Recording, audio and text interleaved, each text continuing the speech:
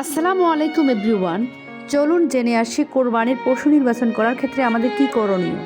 আমরা সাধারণত কোরবানি করে থাকি, কিন্তু পশু নির্বাচন করতে আমরা ভুল করে ফেলি, যেটা আমাদের করা একেবারে চলবে না।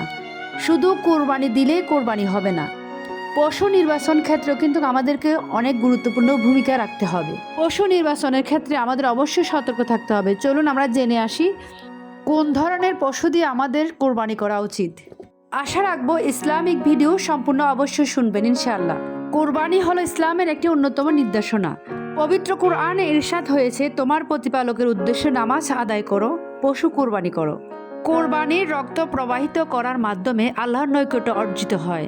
আল্লাহ তাআলা বলেন, আল্লাহর তাআলার কাছে পৌঁছায় না জন্তুর গোশত এবং রক্ত, পৌঁছায় তোমাদের তাকওয়া।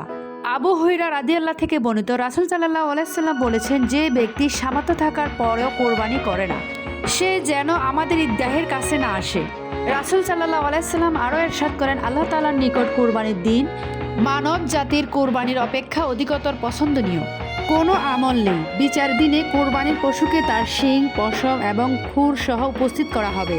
পশুর রক্ত জমিনে পড়ার পূর্বেই আল্লাহর কাছে তা বিশেষ মর্যাদায় পৌঁছে যায়। যে সকল পশু রাসূল সাল্লাল্লাহু আলাইহি ওয়াসাল্লাম কোরবানি করতে নিষেধ করেছেন, তিনি বলেন, 4 প্রকারের পশু কোরবানি বৈধ নয়। কানা পশু, যার কানা হওয়াটা স্পষ্ট; রুগ্ন পশু, যার রোগ হওয়াটা সুস্পষ্ট; খোঁড়া পশু, যার খোঁড়া হওয়াটা সুস্পষ্ট; এবং দুর্বল পশু, যার হাড় মজবুত নয়, কমে যায় এবং মূল্য হ্রাস পায়, তেমন পশুও কোরবানি করা যাবে না। ভেড়া, দুম্বা, ছাগল এসব পশু একজনের পক্ষ থেকে কোরবানি করা যাবে।